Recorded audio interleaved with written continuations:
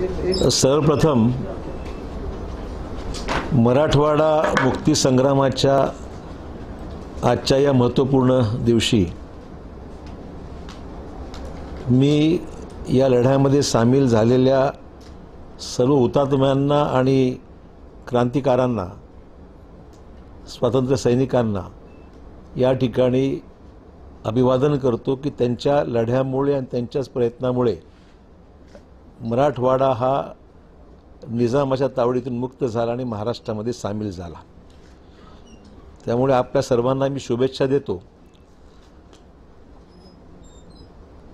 आजची ही पत्रकार परिषद प्रामुख्याने मराठा आरक्षणासंदर्भामध्ये असलेली सद्यस्थितीवर आपल्या माध्यमातून लोकांपर्यंत अद्ययावत माहिती जावी या अनुषंगाने हा वार्तालापाचा कार्यक्रम या ठिकाणी घेण्याचा मी प्रयत्न केलेला आहे।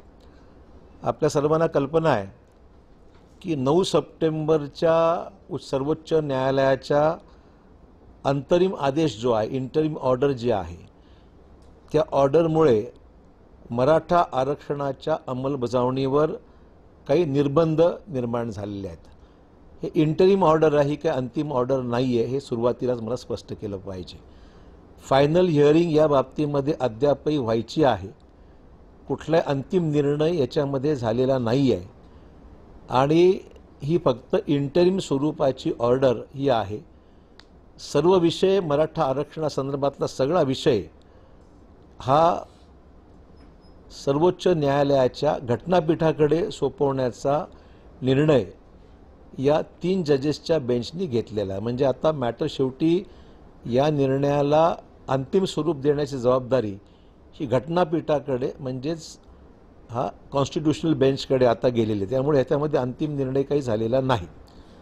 दुसरा विषय जो महत्त्वाचा आहे की आता जी सद्यस्थिती निर्माण झालेली आहे त्या संदर्भामध्ये आजची जी कालच मुख्यमंत्र्यांनी त्यांच्या वार्तालापामध्ये काल एक मीटिंग झाली मुंबईमध्ये, त्या मीटिंगमध्ये विरोधी पक्ष नेते देवेंद्र फडणवीस होते, त्याचबरोबर उपमुख्यमंत्री अजित पवार होते, मंत्रिमंडळातील अन्य सदस्य ज्या उपसमितीचे सदस्य आहेत तेही त्या ठिकाणी होते आणि विनायकराव मेटे त्याच्यामध्ये होते, वरच्या सभागृहाचे श्री दरेकर विरोधी पक्ष तेही त्याच्यामध्ये होते आणि मुख्यमंत्र्यांनी काल या सर्वांना विश्वासात घेऊन या बाबतीमध्ये पुढील काय करणं गरजेचं आहे, काय केलं पाहिजे या बाबतीमध्ये सखोल चर्चाही त्यांनी मुख्यमंत्र्यांनी काल केलेली आहे। त्याचबरोबर राज्याचे जे ॲडव्होकेट जनरल जे आहेत कुंभकोणी आणि राज्याचे माजी ag advocate general Shri Vijaysing Thorat हे सुद्धा काल बैठकीला त्या ठिकाणी उपस्थित होते। त्या बैठकीमध्ये सर्वंकष चर्चा झाली या संदर्भामध्ये पुढे नेमकी काय भूमिका घ्यायची या बाबतीमध्ये सर्वांचं मनोगत काल मुख्यमंत्र्यांनी डिटेल अतिशय स्पष्टपणे ऐकून घेतलेलं आहे आणि मुख्यमंत्र्यांनी माध्यमांना हे सांगितलं की पुढील 2 ते 3 दिवसांमध्ये मी या बाबतीमध्ये अधिकृत सूतोवाच, अधिकृत भूमिका, अधिकृत पुढची पावलं काय टाकणार या बाबतीमध्ये मी स्पष्टीकरण देणार आहे। विरोधी पक्ष नेत्यांनी सुद्धा काल सांगितलं की आम्हाला यामध्ये कुठले राजकारण करायचं नाही, आम्ही मराठा आरक्षण टिकावं या मुद्द्यावर सरकारच्या बरोबर आहोत अशा प्रकारचं वक्तव्य काल विरोधी पक्ष नेते देवेंद्र फडणवीस यांनी सुद्धा कालच्या बैठकीमध्ये केलं। माध्यमांना त्यांनी तेच सांगितलेलं आहे। त्यामुळे हा इतपतचा कालचा विषय हा इथपर्यंत गेलेला आहे। चर्चा डिटेल चालली पण सारांशमध्ये ही एकंदरीत चर्चा ही काल झालेली आहे। त्याचबरोबर आपल्याला कल्पना आहे की विधिमंडळामध्ये ज्यावेळेस मागच्या सरकारने हे बिल जे आहे, हा कायदा ज्यावेळेस करण्यासंदर्भामध्ये प्रस्ताव विधिमंडळात आणला तर सर्व एकमताने हा विधिमंडळामध्ये पारित होऊन कायदा झाला। त्यामुळे याला कोणाचा विरोध होता असाही विषय नाही, किंबहुना याच्यामध्ये काही दुमत होतं असाही विषय नाही। हा एकमताने मराठा समाजाला आरक्षण द्यावं हा निर्णय हा महाराष्ट्राच्या विधिमंडळामध्ये एकमताने पारित झाल्याचा मुद्दा मी आपल्या सर्वांना आठवण करू देऊ इच्छित आहे। आणि त्याचबरोबर या निर्णय घेण्यामध्ये या कायद्याला संविधानिक दर्जा असलेल्या राज्य मागास आयोगाच्या शिफारसी सुद्धा ह्याच्यामध्ये कायदेशीर ह्याचा भक्कम आधार सुद्धा हे करण्यामागचा होता. त्यामुळे मागास आयोगाचा शिफारसी, शासनाने केलेला कायदा आणि त्यावर मुंबई उच्च न्यायालयाने दीर्घ आणि सखोल सुनावणीनंतर शिक्कामोर्तब केलेला आहे. म्हणजे हे सगळी प्रक्रिया मुंबई हायकोर्ट, मागास आयोग आणि विधिमंडळ या सगळ्या प्रक्रियेमधून हा कायदा हा महाराष्ट्राने त्यावेळेस पारित केला होता. त्यानंतर ह्याला चॅलेंज करण्यात आलं आणि तो विषय सर्वोच्च न्यायालयामध्ये गेला. सर्वोच्च न्यायालयामध्ये मला मुद्दाम सांगितलं पाहिजे की सरकारच्या वतीने जी मागे टीम होती, म्हणजे जे विधितज्ञ होते, त्याच्यामध्ये सरकारच्या वतीने मुकुल रोहतगी वरिष्ठ विधितज्ञ आहेत, परमजीत सिंग पटवालिया हे पण सीनियर काउन्सिल आहेत, विजय सिंग थोरात हे विशेष अधिवक्ता आहेत, राहुल चिटणीस हे सरकारी वकील आहेत, सचिन पाटील म्हणजे जवळपास 5 काउन्सिल्स त्या ठिकाणी सरकारने लावले.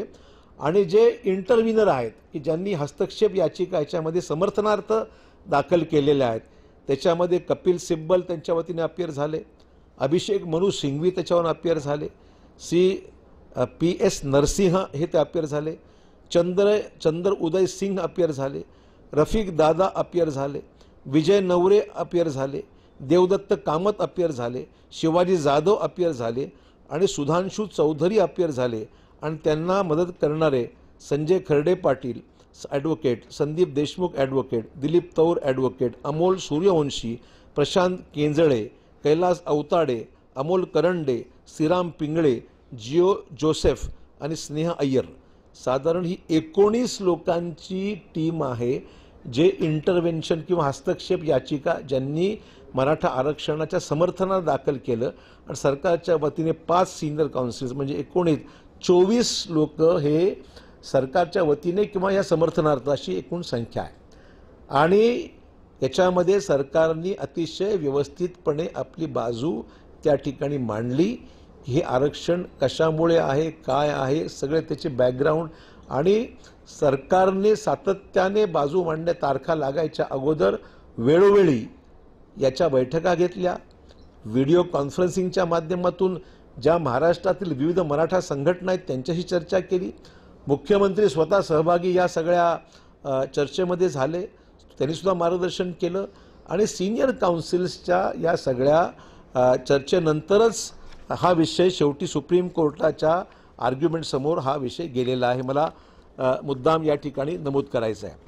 त्यामुळे हे जे काही झालेलं आहे याची पार्श्वभूमी फक्त या सांगितली की सरकारकडून कुठलाही त्याच्यामध्ये कमतरता ठेवण्यात आलेली नाही. सर्वच त्याच्यामध्ये प्रमुख विधितज्ञांना एकत्रित घेऊन आणि विश्वासात इतरांना घेऊन हा सगळा विषय मार्गी लावलेला आहे. त्यामुळे आज नांदेडमध्ये अखिल भारतीय छावा संघटनेने काही ठिकाणी निदर्शनं केली. माझ्या घराच्या त्या कॉलनीच्या आवारा भागामध्ये निदर्शनं केली. खरं म्हणजे आम्ही त्यांच्याशी चर्चा करायला मी तयारच होतो. मी म्हटलं बुवा ठीक आहे, झेंडा आज ह्याचा दिवस आहे आपला मुक्ती संग्रामाचा, झेंडावंदन झाल्यानंतर मी तुम्हाला भेटतो आणि तुमचं काय म्हणणं असेल की मी ऐकायला तयार आहे. त्यामुळे मी इथे येऊन बसलो. साधारण अर्धा पाऊण तास मी थांबलोच रेस्ट हाऊसला. जिल्हाधिकारी होते, जिल्हा पोलीस अधीक्षक होते, सर्व आमदार जे आहेत महाविकास आघाडीचे ते ह्याच्यामध्ये इथे उपस्थित होते. आणि म्हटलं आपलं काय म्हणणं असेल आम्ही तुमचं ऐकून घेऊ आणि सरकारची भूमिका तुमच्यासमोर मांडू. पण ते काय इथे आले नाहीत. आणि त्यांच्यानंतर मी म्हटलं मला भेटायचं, दुपारी माझा कार्यक्रम होता आज एक, त्या कार्यक्रमाला मी गेलो आणि कार्यक्रम संपल्यानंतर त्यांचे जवळपास 5 प्रतिनिधी मी घरी माझ्या बोलवले आणि त्यांचे त्या ठिकाणी दीर्घ भेट घेतली, चर्चाही झाली. सांगायचा मुद्दा एवढाच आहे की ही मुद्दा प्रामुख्याने एवढा आहे की सरकारच याच्या बाजूने आहे.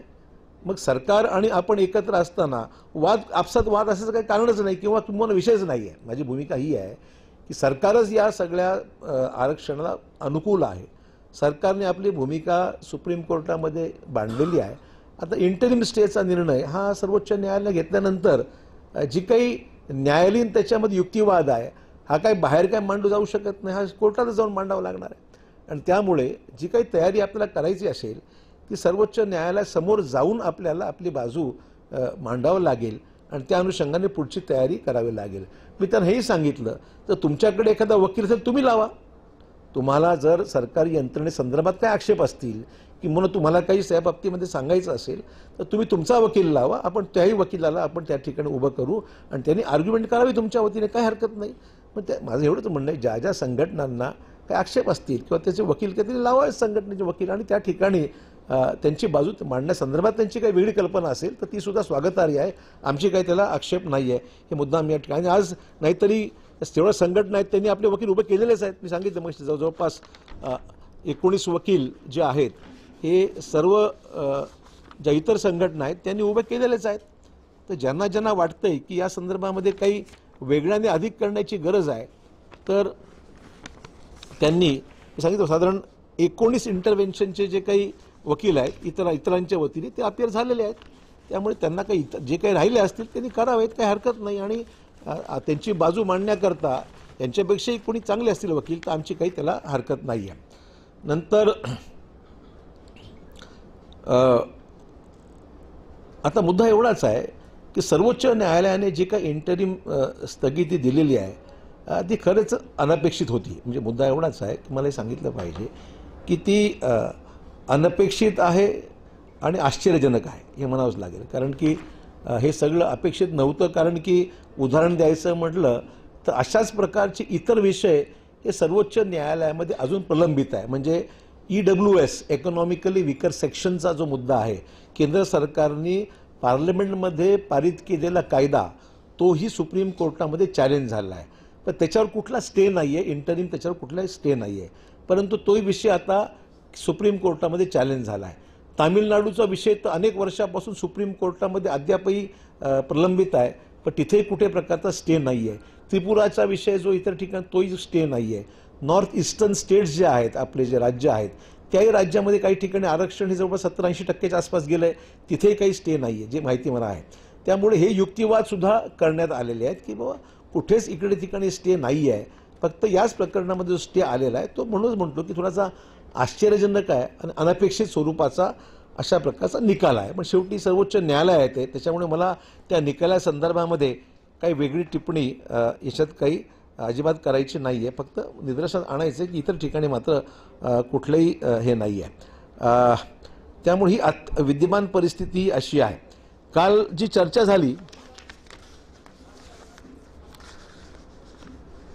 चर्चा झाली ती सुरुवातीला जे न्यायालयीन प्रकरणं आहेत त्याच्यामध्ये 3 पर्याय सरकारसमोर आहेत. एक तर ऑर्डिनन्स काढण्याच्या बाबतीमध्ये काही लोकांनी काही मान्यवरांनी सूचना याच्या अगोदर केलेल्या आहेत. ऑर्डिनन्स काढायचा का. दुसरा विषय जो होता तो आहे त्याच बेंच पुढे त्या 3 जजेसच्या बेंचनी जो निर्णय इंटरिम स्टे दिलेला आहे त्यासमोरच जाऊन रिकॉल ॲप्लिकेशन किंवा रिव्ह्यू पिटिशन ज्याला म्हणू ते दाखल त्यांच्यासमोर करायचं का. आणि तिसरा पर्याय जो आहे तो आपल्याला घटनापीठाकडे जाऊन हा इंटरिम स्टे वेकेट करण्याच्या बाबतीमध्ये काय करता येईल का. असे 3 पर्याय त्याच्यामध्ये काल विरोधी पक्ष नेत्यांना सुद्धा हे एजींनी आणि इतर वकिलांनी सांगितले. 2-3 पर्याय आहेत, परंतु त्यातला पर्याय हा कुठला सोयीचा आहे या बाबतीमध्ये आता मी अधिक यासाठी सांगू शकत नाही, कारण मुख्यमंत्र्यांना या संदर्भामध्ये हे 2 दिवसात पत्रकार परिषद मुख्यमंत्री घेणार आहे, त्यामुळे अधिक मी भाष्य करणार आहे. परंतु हे 2-3 पर्याय आहेत, त्यापैकी कुठला पर्याय सर्वोच्च न्यायालयामध्ये टिकणारा आहे हा विषय हा शेवटी सिनियर काउन्सिल्स आणि जे सरकारी वकील आहेत यांच्या माध्यमातून चर्चा करून मुख्यमंत्री याच्यामध्ये आणि कालची जी काही चर्चा झाली त्या अनुषंगाने अंतिम निर्णय राज्याचे प्रमुख मुख्यमंत्री याच्यामध्ये अंतिम निर्णय घेतील. त्याचबरोबर आता जे तरुणांचं भवितव्य जे अडचणीमध्ये आलेलं आहे त्या बाबतीमध्ये काय मार्ग आहेत. तर आपल्यासोबत म्हणजे मुद्दा एवढाच आहे की आता इकॉनॉमिकल विकर सेक्शनचा EWSचा कायदा झालेला आहे. ESBCचा कायदा जो आहे तुमच्या SCBCचा जो कायदा आहे त्या बाबतीमध्ये तूर्त आता ही स्थगिती आल्यामुळे त्या अडचणी निर्माण झालेल्या आहेत. त्यामुळे या बॅकग्राऊंडवर आपल्याला जर अन्य पर्याय काय काय उपलब्ध आहे काय इथे ह्या बाबतीत काल चर्चा झाली तेही सुरू आहे चर्चा त्याच्यावर.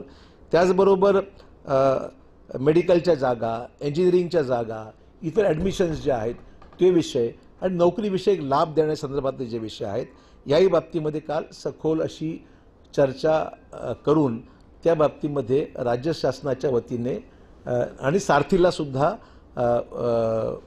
सारथी अधिक जोमाने कसं कार्यान्वित करता येईल याही बाबतीमध्ये काल मुख्यमंत्र्यांच्या संदर्भामध्ये मुख्यमंत्र्यांनी चर्चा ही केलेली आहे. त्यामुळे मला हे सगळे विषय ही आता मुख्यमंत्र्यांच्या समोर आहेत. मुख्यमंत्र्यांनी विधी व न्याय विभाग, ॲडव्होकेट जनरल, विरोधी पक्षनेते, सर्व संघटना यांचं मनोगत या बाबतीमध्ये जाणून घेतलेलंच आहे. त्यामुळे या पार्श्वभूमीवर आता पुढचा निर्णय एखाद 2 दिवसामध्ये आपल्यासमोर मुख्यमंत्र्यांनी कालच सांगितलं की मी प्रेसला भेटेन आणि मग माझी भूमिका या बाबतीमध्ये मांडेन. आणि राहिला प्रश्न सर्वोच्च न्यायालयातला, तो कदाचित सोमवार मंगळवारपर्यंत मुख्यमंत्री च्या निर्देशाप्रमाणे पुढील कारवाई अपेक्षित आहे. ही मुद्दाम तुम्हाला सांगा ही सद्यस्थिती आहे आणि त्या अनुषंगाने आम्ही प्रयत्न करत आहोत, हे मला या निमित्ताने सांगायचं आहे. परंतु ही शेवटी न्यायालयामध्ये जाऊन बाजू मांडण्याकरता अतिशय चांगले मुद्दे आपल्याकडे आहेत आणि या सगळ्या लढाई म्हणजे पार्श्वभूमीवर आपल्याला संभाव्य जे काही नुकसान आज निर्माण झालं आहे त्याला विविध पर्याय आपल्यासमोर जे उपलब्ध आहेत त्या पर्यायाच्या अनुषंगाने सुद्धा शासन स्तरावर अतिशय जोरदारपणे ही तयारी सुरू आहे आणि लवकरच. पण मला विनंती एवढीच करायची आहे की याच्यामध्ये सर्वांनीच सांगितलं की आम्हाला कोणाला राजकारण करायचं नाही, ही आनंदाची बाब आहे. सर्वपक्षीय नेत्यांनी समर्थन या विषयासंदर्भात देण्याची भूमिका घेतलेली आहे, ही आम्हाला आनंदाची बाब आहे. ज्या काही संघटना या VC सामील झाल्या होत्या त्यांनी सांगितलं की बाबा ह्याच्यामध्ये सर्वांची भूमिका एकच असल्यामुळे ती व्यवस्थितपणे हाताळली गेली पाहिजे. ते आम्ही हाताळत आहोत की ज्या अनुषंगाने आणि स्वतः राज्याचे मुख्यमंत्री हे स्वतः ह्याच्यामध्ये लक्ष घालत आहेत. त्यामुळे हा सगळा विषय समन्वयातून आपल्याला यश कसं मिळू शकतं हा आम्ही पाहण्याचा आमचा प्रयत्न करत आहोत. हा प्रश्न एवढ्यापुरती मला फक्त आपल्याला या आरक्षणासंदर्भामध्ये हा विषय मांडायचा होता. या बाबतीत तुम्हाला काही विचारायचं असेल तर जरूर विचारा.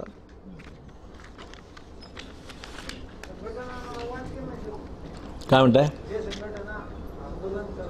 त्यांना बोललो ना मी, माझी त्यांची भेट झाली दुपारी, तर मी सांगितलं, म्हटलं आपली जी लढाई आपसात लढाई नाही आहे, ही न्यायालयीन विषय आहे आणि न्यायालयीन विषयाने कोर्टातच जाऊन आपल्याला. मी त्यांना हे सांगितलं की तुमच्याकडे कोणी चांगला वकील असेल तर उभा करा, तुम्ही फाईट केलं पाहिजे वकील. शेवटी हा विषय हा काही बाहेर सरकारच्या अत्यारिकेतला विषय नाही, राहिलेलाच नाही आहे. सरकार बाजू मांडेल, वकील लावलेत. मी सांगितलं जवळपास 19 संघटना या वेगवेगळ्या पद्धतीने मांडत आहेत आणि आम्ही 4-5 वकील सरकार केंद्र सरकारचे. आणि सांगायची महत्त्वाची बाब आहे की मागील सरकारने नियुक्त केले तेच वकील, आम्ही कुठलाही वकील बदललेला नाही, सिनियर काउन्सिल बदललेला नाही. मागच्या सरकारने जे नियुक्त केले होते तेच त्या ठिकाणी वकील आजही कायम आहेत, हे मला मुद्दाम सांगायचं.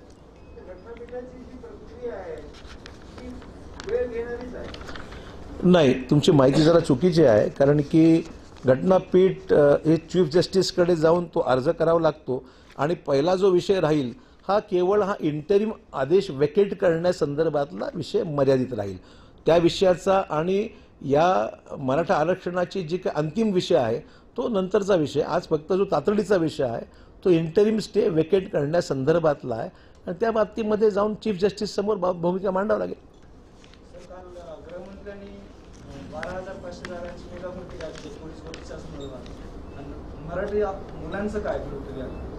नाही, आता मुद्दा एवढाच आहे की आजच्या घटकेला सर्वोच्च न्यायालयाच्या अंतरिम आदेशामुळे जे फायदे याच्यामध्ये अगोदर मिळत होते ते तूर्त तरी थांबलेले आहेत. आता याच्यावर मार्ग काढण्यासंदर्भामध्ये किंवा आता हे लोकांच्या भावना लक्षात घेऊन आम्ही हा विषय कदाचित पुढच्या कालच संध्याकाळचाच विषय, मी नव्हतो काल, झेंडावंदनासाठी या ठिकाणी यावं लागलं आणि त्याच्यामुळे मला काही संवाद साधता आला नाही. परंतु मला वाटतं अन्य सहकारीसुद्धा मुख्यमंत्र्यांना या बाबतीमध्ये नेमकं काय करायचं ही चर्चा करतील. पण आता ह्या अंतरिम आदेशामुळे जे आहे मराठा समाजातील विद्यार्थी असतील किंवा नोकरीमध्ये असतील याचं सर्वांचं अचानक असं तात्काळ नुकसान झालेलं आहे. या बाबतीत सरकार काय विचार करते तेच सांगितलं तुम्हाला. काल चर्चा झाली आहे, याच्या विचारविनिमय झालेला आहे आणि 2 दिवसांमध्ये मुख्यमंत्री प्रेसला त्यांची भूमिका, शासनाची भूमिका हे स्पष्ट करतील. सर, मोदी सरकार का देखें उनकी कारकर्दगी, सुप्रीम कोर्ट कहीं ना कहीं गवर्नमेंट के सपोर्ट वाले डिसीजन दे रही है. बहुत से इश्यूज में हम देखते हैं, बाबरी मस्जिद के केस में हम देख रहे हैं. तो ये मैटर में चूंकि मोदी सरकार चाह रही थी कि महाराष्ट्र की सरकार में मतलब उनका कुछ डिस्टर्ब पैदा किया जाए, गवर्नमेंट बदलने की वो कोशिश की, नहीं हो सकी. तो इस मुद्दे को लेकर हो सकता है कि ऐसा कोई डिस्प्यूट पैदा हो जाए कि लोग खिलाफ हो जाए गवर्नमेंट का. मेरे को इसके बारे में कोई टिप्पणी नहीं करना है क्योंकि हाईकोर्ट सुप्रीम कोर्ट के मामलों में कोई भी टिप्पणी करना उचित नहीं है. अब लोगों को क्या लगता है ये बात अलग है.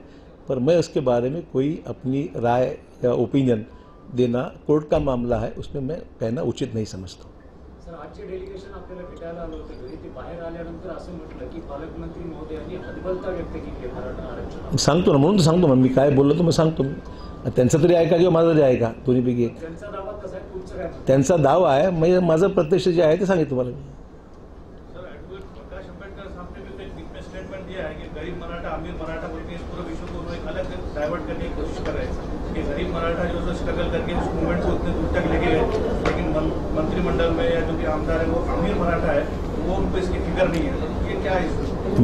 मेरी उनसे यही उनको मशवरा रहेगा, या एक दोस्त होने के नाते उनसे मैं यह कहूँगा कि कृपया मराठों में डिवीजन डालने का काम कृपया वो नहीं करे, ऐसी मेरी अपेक्षा उनसे है, विनती है, रिक्वेस्ट है. नाही, ही कृपया हा अशा प्रकारचा चुकीचा संदेश देणं बरोबर नाही आहे. कारण की मराठा आरक्षण हे ओव्हर अँड अबाव ओबीसींना जे आरक्षण आहे त्याला हात न लावता, त्याला धक्का न लावता ओव्हर अँड अबाव राहावं अशी शासनाची भूमिका आहे. आणि निर्णय घेत असताना ते ओव्हर अँड अबाव आहे. ओबीसीच्या आरक्षणामध्ये कुठेही बदल करण्यात आलेला नाही. सर, आता ज्या 5 प्रतिनिधींची आपण भेट घेतली आंदोलन करता, तर त्यांनी चर्चेच्या अंती शेवटी मग काय झालं, त्यांनी समाधानी झाले का? त्यांनी समाधान झालं काही सांगू शकत नाही, कारण त्यांचं समाधान काय मला माहीत नाही. परंतु मी जे त्यांना सांगितलं की तुम्हाला जर वाटतंय की मी ते जे तुम्हाला आता सांगतेच ते त्यांना सांगितलं मी, मुख्यमंत्र्यांची काय भूमिका. काल मुख्यमंत्र्यांनी प्रेस समोर येऊन टीव्हीवर काल त्यांची प्रेस कॉन्फरन्स म्हणजे प्रेस ब्रीफिंग झाली. विरोधी पक्ष नेते देवेंद्र फडणवीस यांनी सुद्धा येऊन काल सांगितलं. त्यामुळे ही वक्तव्य राज्याच्या प्रमुख, दोन्ही पक्षाच्या प्रमुख लोकांची वक्तव्य, शासनाची वक्तव्य आहेत, ते रेकॉर्डवर आहे. मी सांगतो म्हणून त्याला विश्वास तुम्ही ठेवला पाहिजे. तुम्हाला वकील लावायचा तर वकील एखादा लावा तुम्ही एक्स्ट्रा काय असेल तर.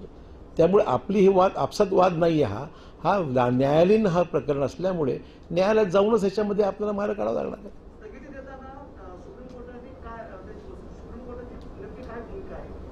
सुप्रीम कोर्टाची किस वजह से 50% के ऊपर आरक्षण जा रहा है, इस मुद्दे पे उन्होंने इसके ऊपर स्थगिति दी है, जैसे अन्य राज्यों में है. अब ईडब्ल्यूएस का मामला भी 50% के ऊपर ही गया है. जैसे मैंने कहा त्रिपुरा है, तमिलनाडु है. तो हमारी मांग ये पहले से मांग थी कि जहाँ जहाँ ये ऐसे मसले हैं वहाँ कहीं भी स्थगिति नहीं मिली है अभी. तो महाराष्ट्र में इसमें स्थगिति क्यों दी गई है, यही हमारा मुद्दा है. और हमने ये कहा है कि आप ये मामला, क्योंकि इसका लार्जर क्वेश्चन ऑफ लॉ है, कानूनी मामला व्यापक है, इसके ऊपर कई राज्यों का सिमिलर मसला है. तो ये मसले को ध्यान में रखते हुए सभी का मामला कॉन्स्टिट्यूशनल बेंच के सामने जाए, तो ये भी वहाँ जाना चाहिए, ये हमारी मांग है. उसके ऊपर ही सब बहस हुई है. ये इंटरव्यू स्टे किसी ने मांगा नहीं था. आता मी तुला सांगितलं 3 पर्याय तुम्हाला सांगितले. 3 पर्यायापैकी ज्याच्यामध्ये शेवटी असं आहे, जे आपण बाजू कोर्टामध्ये मांडू ही बाजू टिकली पण पाहिजे, महत्वाचं आहे ना. आपण कुठला निर्णय घेत आहोत, तो निर्णय घेत असताना तो न्यायालयीन टिकला, कायद्याच्या आधारावर टिकला पाहिजे, हा त्यातला महत्वाचा भाग आहे. त्यामुळे या 3 पर्यायापैकी कुठला पर्याय सोयीचा आहे हे जे काही आपले सिनियर काउन्सिल्स आहेत त्यांच्या सल्ल्यानुसारच फायनल होईल. हां, पोलीस दलामध्ये जी 12,000 कर्मचाऱ्यांची जी भरती आता जाहीर केली आहे सरकारनं, ही मराठ्यांची थट्टा होणार आहे, ती रद्द केली पाहिजे अशी त्यांची मागणी आहे. अनेक मान्यवरांच्या अनेक भावना असू शकतात, मी नाकारत नाही. त्यामुळे आता हा निर्णय हा माझ्या अखत्यारीतला विषय नाही आहे, हा गृहमंत्री आणि मुख्यमंत्र्यांच्या स्तरावरचा निर्णय आहे. तर त्याच्यावर लक्ष घालतील अशी अपेक्षा आहे. अंतरिम स्थगिती आहे, अंतिम निर्णय नाही, परंतु काही जण गैरसमज पसरवण्याचा प्रयत्न करतात आणि त्यातून कुठलं वळण लागू नये. नेमका आपला आरोप कोणावर होता, कोण गैरसमज पसरवत आहे? आंदोलक नाही, मी कोण गैरसमज पसरवते तुम्हाला माझ्यापेक्षा अधिक माहिती आहे. तुम्ही पसरवण्यात मदत करू नका अशी विनंती आहे. आपण म्हणतात राजकारण होऊ नये आरक्षणाबद्दल, विरोधी पक्ष नेत्याचं असं म्हणणं आहे की, परंतु नांदेड जिल्ह्याचे खासदार म्हणतात की आपण इस्तीफा द्या, राजीनामा द्या आणि एकनाथ शिंदेला आदेश करा. मी काही त्यांच्या सल्ल्याची मला गरज नाही आहे, किंवा मी त्यांच्या पक्षाचा कोणी म्हणजे पदाधिकारी किंवा हे नाही आहे. त्यांनी त्यांच्या पक्षात ते राजीनामे घ्या नका देऊ त्यांचा विषय आहे. त्यांनी आमच्या सरकारमध्ये काय करावं आमचा प्रश्न आहे. ते राजकारण करतात ना आरक्षणावर, ते त्यांना विचारा, मला माहित नाही. त्यांना राजकारण करतं का हा विषय मला माहित नाही, विचारा मला. ऑर्डिनेंस का जो अभी एक ऑप्शन है गवर्नमेंट के पास, गवर्नमेंट ऑर्डिनेंस ले सकती है. और दूसरा मसला मुस्लिम रिजर्वेशन को लेकर था, कांग्रेस के मैनिफेस्टो में भी है और कॉमन मिनिमम हाँ, है ना। तो अगर ऑर्डिनेंस आता है तो पैरेलल ऐसा कि मुस्लिम आरक्षण इससे पहले जैसा हुआ था, तो क्या वैसा हो सकता है या मुस्लिम आरक्षण? देखिए, मैं कोई कानूनी एक्सपर्ट नहीं हूँ कि इसके ऊपर मैं इमीडिएट कुछ जवाब दे सकूँ। जो हमारी कमिटमेंट तो है जो है, उसमें हमने कभी मना नहीं किया है। सवाल ये है कि नहीं, एक इशू अभी एक इश्यूज को एकदम सभी इश्यूज एकदम हैंडल कर नहीं सकते। एक इशू को हम लोगों ने अभी फिलहाल तो कंगना का इशू चल रहा है, फिर दूसरा अपना इसका चल रहा है, सुशांत सिंह राजपूत का चल रहा है। तो कई इश्यूज ऐसे हैं कि जिसके ऊपर लोग अपना ध्यान ज़्यादा दे रहे हैं। खासदार विनीत कौर राणा म्हणतात की क्रिकेटर्स आणि पॉलिटिशियन्स खूप सारे ड्रग ॲडिक्ट आहेत. तुमची काय प्रतिक्रिया? आता त्यांना अधिक माहिती असेल, मला काही संबंध अशा लोकांशी आलेला नाही. ज्यांना संबंध आला असेल त्यांना माहिती असेल बा कुठे काय आहे. म्हणजे मला काही माहीत नाही.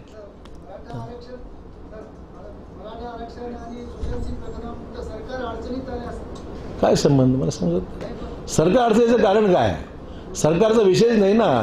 असे सुशांत सिंह राजपूतांचा हा जो विषय आहे तो सीबीआयच्या अंडर इन्व्हेस्टिगेशन आहे. जे निघेल ते निघेल, त्याच्यामध्ये जे सत्य असेल ते. आणि कंगनाचा विषय मुंबई महापालिकेचा आहे. त्याचा आणि सरकारचा संबंध काय? माझा विश्वासाचा प्रश्न कुठे आहे? सीबीआय एक इन्स्टिट्यूशन आहे आणि सर्वोच्च न्यायालय याच्यामध्ये काय काय ताशेरे ओढले सर्वांना माहिती असते. मला याच्यात काय अधिक आज बोलण्याची आवश्यकता असं वाटत नाही मला. क्या म्हणा?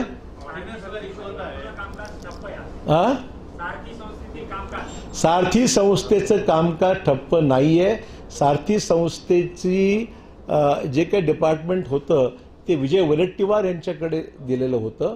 परंतु मराठा समाजातील काही लोकांनी आक्षेप घेतला की वडेट्टीवारांकडे नको, आणि म्हणून तो विषय तूर्त मुख्यमंत्र्यांनी याच्यामध्ये फायनल निर्णय घ्यायचा आहे की हे कोणाकडे सोपवायचं आहे. पण संस्थेवर जे आहेत निंबाळकर त्याचे प्रमुख आहेत, आपले रिटायर्ड चीफ सेक्रेटरी, बाकीचे त्याचे अधिकारी नेमले गे, काम सुरू आहे. त्याला आर्थिक तरतूद वाढून द्या ही महत्त्वाची मागणी आहे. तोही विषय मुख्यमंत्र्यांच्या कदाचित डिस्कशनमध्ये येईल आपल्यासमोर. सारथी संस्थेच्या कामकाजाविषयी कुठलाही बदल किंवा कुठले काम बंद करण्यात आलेलं नाही. सारथी संस्था अधिक बळकट कशी करता येईल हाच प्रयत्न विद्यमान सरकारचा आहे. काही मराठा संघटना, काही पक्ष आहेत यांची मागणी आहे सातत्याने येत आलेली की मंत्रिमंडळ समितीचे उपाध्यक्ष जे आहे, अध्यक्ष जे आहे, तर त्यांना ज्या समितीवरून हटवा. याच्यासाठी काय सांगू इच्छिता? आता मला नियुक्त करणं ठरवणार. मला नियुक्त मंत्रिमंडळाने केलेलं आहे आणि मंत्रिमंडळ निर्णय म्हणाले की मी सुरू ठेवा तर सुरू ठेवते. म्हटलं थांबा तर थांबू. विनायक मेटे कुठल्या पक्षात आहेत?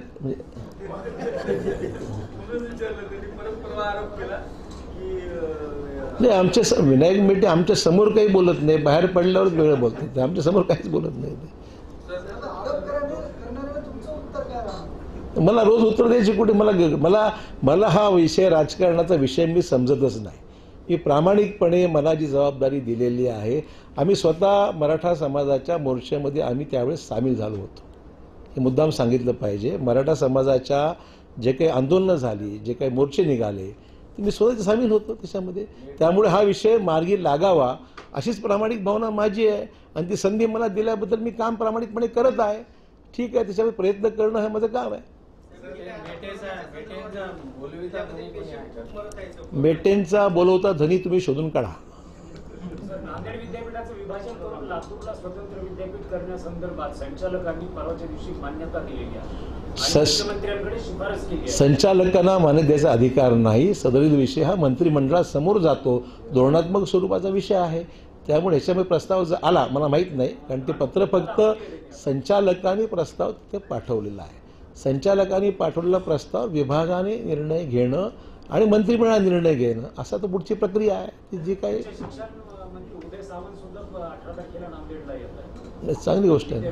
याच विषयाच्या अनुषंगाने आहे का? मला माहित नाही, का मला कळत नाही. सर, आपण मागील आठवड्यात म्हणलं होतं नांदेडहून मुंबई मार्गे दिल्लीला जायला आवडेल, तर त्यावर हा म्हणजे विमान आहे ना, मुंबईला जात आहेत आणि मग तिथून दिल्ली जात आहेत, तर सोपं पडतं. त्याचं नेमकं त्याच्यावरचं कारण काय आहे की नांदेडहून मुंबई डायरेक्ट दिल्ली जाता येते आपल्याला, मुंबई मार्गे जाण्याचं कारण? आता सध्या मुंबई मार्गेच काम चालू आहे माझं. प्रशांत भूषण ने खुले अल्फाजों में सुप्रीम कोर्ट की कार्यप्रणाली पर टिप्पणी की थी, जो मुद्दा जो है काफी गरमाया था. तो अगर आपको भी लगता होगा कि सुप्रीम कोर्ट में जो है प्रेशर आ रहा है या फिर इस तरह की? मैंने ये कहा कि प्रशांत भूषण जी सुप्रीम कोर्ट के एक सीनियर एडवोकेट है, कंटेम्प्ट पिटिशन हुआ, उनके ऊपर फाइन भी हो गया, तो ठीक है, वो इशू अलग है, मेरे को उसमें कोई बयानबाजी नहीं करना है। हाईकोर्ट सुप्रीम कोर्ट के मामलों में कोई भी ओपिनियन बाहर व्यक्त करना उचित नहीं है, ऐसी मेरी भूमिका है। सर, दिल्ली राइट्स को लेकर जो अरेस्टिंग हो रही है, तो ओवरऑल कैसा लगा? पर्टिकुलर कम्युनिटी टारगेट करके किया जा रहा है। देखिए, अभी हर जगह इन्वेस्टिगेशंस में क्या निष्कर्ष निकलते हैं इस पर निर्भर करता है। मैं कोई पर्टिकुलर केस में मुझे कोई डिटेल मालूमात नहीं है। तो दूसरे मुद्दे पे आते, जरा अलग करेंगे, इसमें बहुत होगा। हाँ, त्याच मुद्द्यावर मी येतो आहे। तुम्हाला हे विषय संपले तर पुढे जाऊ ना, आता तुम्ही तिकडेच पकडून बसलात मला सगळं। हां, आता आपण पुढच्या मुद्द्यावर जाऊया। राज्यामध्ये कोरोनाची परिस्थिती अजूनही चिंताजनक आहे, हे मी नाकारत नाही। नांदेड जिल्ह्यामध्ये साधारण 11,000च्या पुढे आकडा आता गेलेला आहे आणि परंतु ॲक्च्युली पेशंट्स जे आहेत अजून हॉस्पिटलमध्ये 3,000च्या आसपास। आज सकाळीच मी माहिती घेतली, साधारण 8,000 ते 9,000 पेशंट डिस्चार्ज झाले आहेत। 2-3 हजार पेशंट्स, काही एक्झॅक्ट आकडा माझ्यासमोर नाही। जिल्हाधिकाऱ्यांना बोलवतं राहतं, तिथे बाहेर कलेक्टर बसले, जरा बोलतो एक मिनिट। त्यामुळे आपल्याकडे किती? हां, म्हणजे ते आतापर्यंत झालेले पेशंट्स डिस्चार्ज त्यातून वजा केले, हां, म्हणजे जे बॅलन्स आहे ते साधारण 3,000च्या आसपास आहे। ठीक आहे, तर माझं म्हणणं एवढंच आहे की साधारण जी संख्या आहे ती सुद्धा निश्चितच काही फक्त डेथ रेट थोडासा कमी झाल्याचं मला जिल्हाधिकाऱ्यांनी सांगितलं, हा त्यातला एक भाग झाला। त्यामुळे नंतर दुसरे मुद्दे असे आहेत की ऑक्सिजनचा मध्यंतरी थोडा प्रॉब्लेम वाटत होता, परंतु तो ऑक्सिजनचा प्रॉब्लेम मध्यंतरी थोडासा निर्माण होईल असं वाटतं। बस एस पी नंबर बसा, इकडे या तुम्ही। हां, ते चेअर अजून 1-2 ओढा जरा, बसा लहान बसा, अजून एक खुर्ची घे बघा। तर ऑक्सिजनचा प्रश्न मध्यंतरीच्या काळात थोडासा निर्माण होण्याच्या मार्गावर होतं। ते झाल्यानंतर मी जिल्हाधिकाऱ्यांशी संपर्कात राहिलो, राजेश टोपे यांच्याशी संवाद केला, नंतर जे सेक्रेटरी आहेत प्रदीप व्यास यांनाही बोललो आणि व्यवस्था टँकर्सचे प्रश्न निर्माण झाले होते की ऑक्सिजनचं कन्झम्पशन आपल्याकडे वाढत चाललेलं आहे, कारण की पेशंट्स ही संख्या वाढत असल्यामुळे ऑक्सिजन लावण्याची किंवा ऑक्सिजन इंटेक जो आहे तो वाढलेला आहे। त्यामुळे नॉर्मल सप्लायपेक्षा अधिक गरज वाजू लागलेली आहे। त्यामुळे आपण आता 2 शासकीय गव्हर्नमेंट मेडिकल कॉलेजमध्ये आणि सिव्हिल हॉस्पिटलमध्ये 2 मोठे टँक्स बसवलेले आहेत। आता सप्लायसुद्धा तेवढाच महत्त्वाचा आहे। त्यामुळे सप्लाय 2-3 कंपनीजकडून जिल्हाधिकारी सांगते तुम्हाला काय काय झालेलं आहे ते। त्यामुळे सप्लाईज रिस्टोर आम्ही केलेला आहे। 3-4 दिवसात सप्लाय ॲडिशनल आपण ठेवतो आणि त्याला मी सांगितलं आहे की वाट न पाहता किमान 2 ते 3 दिवस तरी सप्लाय आपल्या हातामध्ये राहील, एवढं आपण मार्जिन ठेवा, ऐनवेळेस धावपळ व्हायला नको, हा प्रश्न आहे। त्यात आज मी मेडिकल कॉलेजला चाललो आहे, तिथे सुद्धा अधिक काही नवीन बेड्स आपण तिथे दिलेले आहेत। आज ऑक्सिजनयुक्त अशा बेड्स त्या ठिकाणी आपण करत आहोत। अधिक सोय आपण जेवढं लागेल तेवढं करत, आणि अजून काय अधिक करता येईल नांदेडमध्ये आहे। 1-2-3 दिवस अजून मी उद्या परवा केव्हा तरी यांची बैठक घेईल आणि यांना काय अधिक गरज आहे लक्ष देऊन त्याच्यावर पूर्ण लक्ष आम्ही केंद्रित केलेलं आहे। खासगी रुग्णालयाविषयी तक्रारी वाढत आहेत। खासगी रुग्णालयाच्या ओव्हरचार्जिंगचे काही विषय डोळ्यासमोर येऊ लागलेले आहेत। ते सत्यता पडताळूनच पाहावं लागेल त्याच्यामध्ये, आणि त्याच्यामध्ये रास्त ह्याच्यामध्ये किमतीमध्ये कमी ह्याच्यामध्ये किमान रिजनेबल किमतीमध्ये काम व्हावं अशी अपेक्षा आहे। काय म्हणताय? त्याच्यामध्ये सद्यस्थितीला आता 3-4च रुग्ण आहेत, पण तिकडल्या शासकीय रुग्णालयातील रुग्ण इकडे करता येणार नाही। You can answer all brief करा। नाही, याच्यामध्ये मला 2 सबमिशन करायचे आहे की जो प्रश्न विचारला की ओव्हर चार्जिंगचा आमच्याकडे कंप्लेंट्स आल्या होत्या, तर आपण आता प्रत्येक हॉस्पिटलला आहे क्लास 1 किंवा क्लास 2 दर्जाचा ऑडिटर नेमलेला आहे आणि गव्हर्नमेंटने इलेक्ट्रिक्स करून दिले आहे की 80% आहे, तर ते ऑडिटर जाऊन रोजच्या रोज आणि ऑडिटरने साईन केल्या विना ते बिल निघणार नाही असं म्युन्सिपल कमिशनर साहेबांनी ऑर्डर काढलेले आहे। त्यामुळे मागच्या 4-5 दिवसांची तक्रारी नाही आहे। दुसरं आपलं म्हणणं आहे की सिव्हिलमध्ये जे 200 बेडचं अरेंजमेंट केलेली आहे, सध्या तिथे 20-25 पेशंट ऍडमिट आहे. आता आपण ते मंत्री महोदयांनी जे टँक आपण तिथे उभारलेला आहे त्याचं आपण 2 टँक उभारले आहे. एक नवीन त्याचा आपल्याला टँक भरायची झालेली आहे, परंतु हे जे सिव्हिलचं आहे सध्या टँक उभा झालेला आहे, परंतु जे लिक्विड येणार आहे त्याचा टँकर यायचा आहे. ते आल्यावर आपण भरून मग फुल फ्लेज आपण तिथं सुरू करू. सध्या आपण जम्बो सिलेंडरवर तिथं पेशंट मेंटेन करतो. सध्या आपल्याकडे 25 पेशंट आहे आणि आपण तिथे नाकारत नाही. पेशंट आता आपण ऍडमिट करतो तिकडे. आता मी जे ऍडमिट झालो तेव्हा 5 लोक होतो आम्ही. आता त्याच्यात आपण सुरू केलं, कारण पहिले मी टेस्ट घेतला. आता आपण सुरू करून तिथे 25 पेशंट तिथे आहे आणि डॉक्टर्स आम्ही ट्रीटमेंट तिथे देत आहे. खाजगी रुग्णालयात ज्या सुविधा मिळाली, शासकीय रुग्णालयामध्ये आपल्याला ज्या सुविधा मिळाली ते इतर लोकांना मिळतं का? माझ्यासोबत एक क्लासवरचा माणूस, एक स्वीपर, जज साहेबांचे पत्नी आणि एक आपले अधिकारी ऍडमिट होते. कारण स्पेशल सर्व्हिस याची काही नाही. जे सिस्टर त्यांना दवा देते तेच मला वेगळं दिसलं. असं आहे की तो ऑक्सिजन जे आहे, लिक्विड ऑक्सिजन जे एका ऑक्सिजनसाठी पाहिजे त्याचे महाराष्ट्रात 4 प्लांट आहेत. नांदेडला आपल्या नागपूरवरनं सप्लाय होतं, कारण ट्रान्सपोर्टेशन आपल्याला नागपूर से इझी जातं. तर त्यात असं आहे की ते जे लिक्विड ऑक्सिजन घेऊन येणारे टँकर आहेत त्या शासनाचे आदेश असे आहेत की 9 दिवसापेक्षा जास्त त्याला ट्रॅव्हल करण्याची परमिशन नाही. आणि म्हणून आपल्याकडे जे 2 प्लांट आहेत त्याच्या कॅपॅसिटीला ट्रिपल डिमांड आहे. परभणी आणि हिंगोलीत एकही प्लांट नाही. असंही लिक्विड ऑक्सिजन किंवा ऑक्सिजन मॅन्युफॅक्चरिंगचे प्लांट नांदेड जिल्ह्यामध्ये 3 ते 4 ठिकाणी बसवावेत असं मी दुपारीच माझी चर्चा झाली. ऐका, मला माहिती आहे ना, मला माहिती आहे. नागपूरला आहे, जालन्याला आहे. जालन्याला लिक्विड ऑक्सिजन आहे ना, ते मला सांगितलं कोणी केलं म्हणून.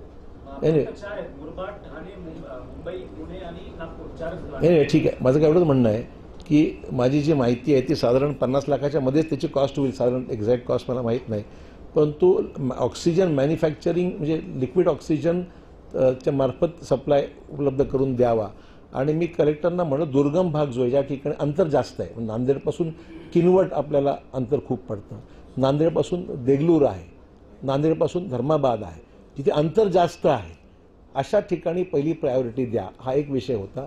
आणि नांदेड शहरामध्ये जर गरज असेल तर नांदेड शहराचा विचार करावा, कारण सप्लाय आपण म्हणल्याप्रमाणे आपल्याला पुण्याहून सप्लाय येतो आणि नागपूरहून येतो, 2 ठिकाणून सप्लाय येतो.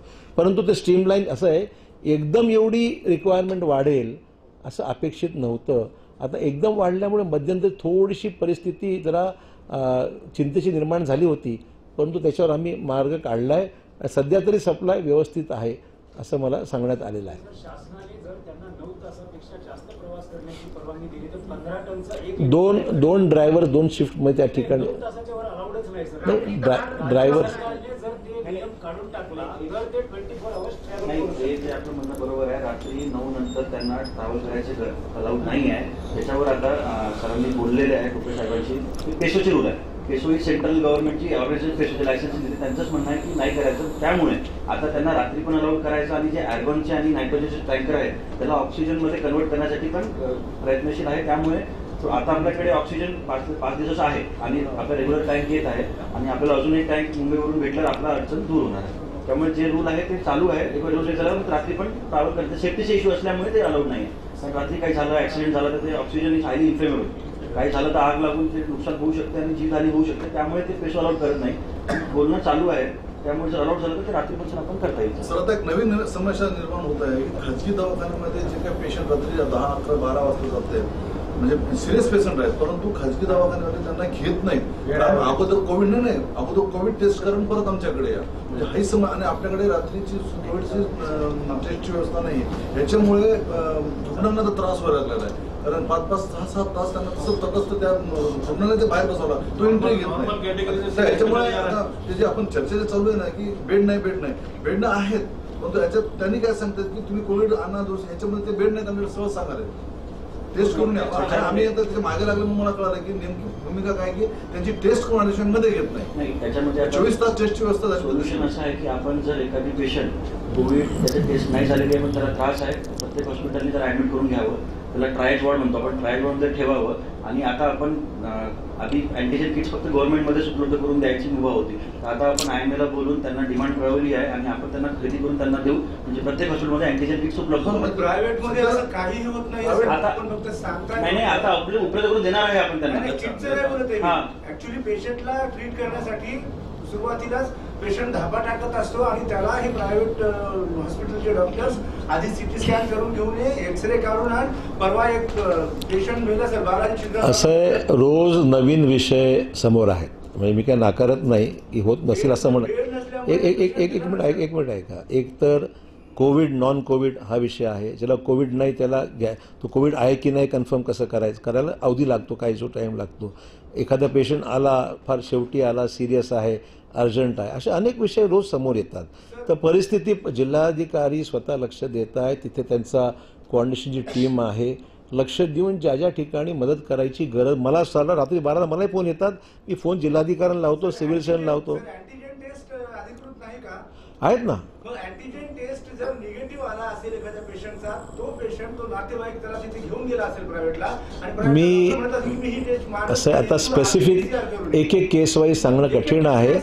ऐकून घ्या. याच्यामध्ये मदत कशी करता येईल आम्ही नक्की करू. मला रोज 5-10 फोन आहेत, जिल्हाधिकाऱ्यांना फोन आहेत, आम्हाला सर्व आमदारांना फोन येतात.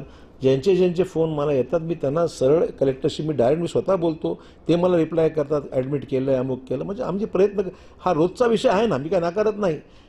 अनेक हॉस्पिटल्समध्ये जागाच कमी पडते आहे, फुल झालेलं आहे, कोविड आहे, नॉन, सगळे खूप प्रश्न मी नाकारत नाही. रोजचे विषय नवीन आहेत, पण आहे त्या परिस्थितीला समोर जाऊन निर्णय घ्यावे लागतात, एवढं मला सांगा.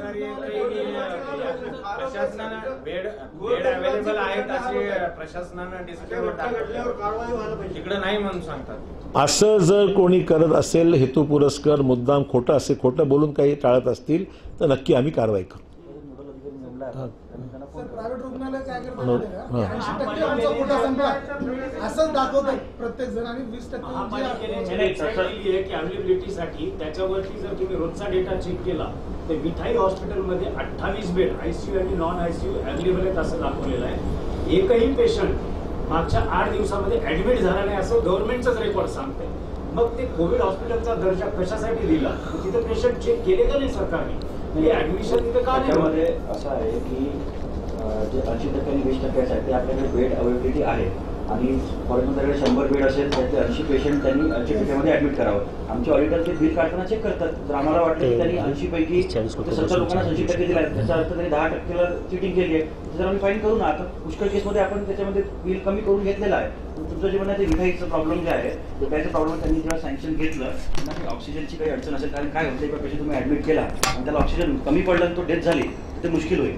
त्यामुळे ते प्रिकॉशननी आता त्यांचं आम्ही काल FDAचे माणसं आपले निमसे आहे, राठोड आहे, त्यांना बोलून आपण सगळ्या टँकरवाल्यांशी आपण चर्चा केली.